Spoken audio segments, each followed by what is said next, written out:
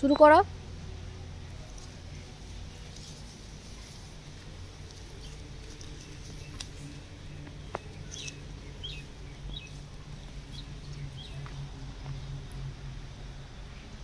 হাতটা শার্ট কর, এরকম কর, হাত এরকম কর। এটার নাম কি বলতো? এটার নাম জোরে বলো, এটার নাম। তারপর এটা কি হবে? ঠিক আছে, সবাই একসঙ্গে হলাসন করো।